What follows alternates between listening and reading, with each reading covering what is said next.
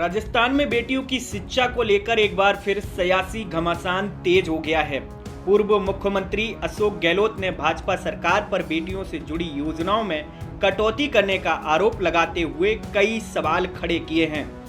गहलोत का कहना है कि कांग्रेस सरकार ने बेटियों की शिक्षा को बढ़ावा देने के लिए कई योजनाएं शुरू की थीं, लेकिन भाजपा सरकार ने सत्ता में आते ही इनमें कटौती शुरू कर दी है। सबसे बड़ा सवाल 9वीं कक्षा की छात्राओं को मिलने वाली मुफ्त साइकिल योजना को लेकर है। रिपोर्ट्स के मुताबिक अब यह योजना सिर्फ एनएफएसए परिवार तक सीमित कर दी गई है।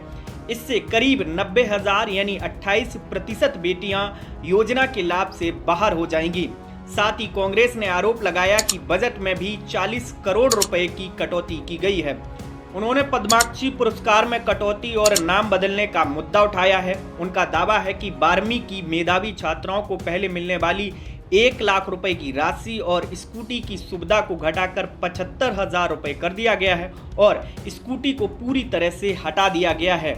इसके अलावा शिक्षक सम्मान की संख्या में भी बड़ी कटौती करने का आरोप लगाया है। गहलोत ने सवाल किया है कि आखिर बेटियों की शिक्षा और शिक्षकों के सम्मान से सरकार को इतनी दिक्कत क्यों है। वहीं कांग्रेस के इन आरोपों के बाद राजस्थान में राजनीतिक बहस तेज हो गई है।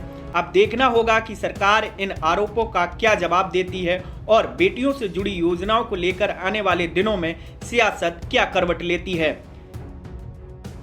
वहीं राजस्थान में मेडिकल कॉलेजों की मान्यता को लेकर भी पूर्व मुख्यमंत्री अशोक गहलोत ने गंभीर सवाल उठाए हैं।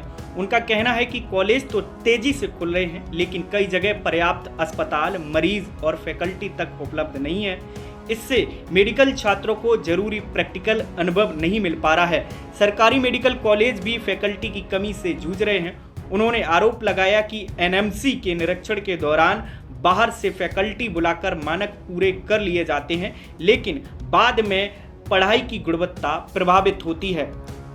गहलोत ने कहा कि ये सिर्फ राजस्थान नहीं बल्कि पूरे देश की चिंता है। मेडिकल शिक्षा में संख्या नहीं गुणवत्ता जरूरी है, क्योंकि हर मेडिकल डिग्री के पीछे किसी मरीज की जिंदगी जुड़ी होती है। अब सवाल यह है कि क्या मेडिकल कॉलेजों की सुविधाएं सिर्फ कागजों पर हैं या जमीन पर भी। और देखने वाली बात यह है कि सरकार इन आरोपों पर क्या जवाब देती है और मेडिकल कॉलेजों को लेकर क्या कोई जांच कराई जाती है। Bureau report, the Sunday mail.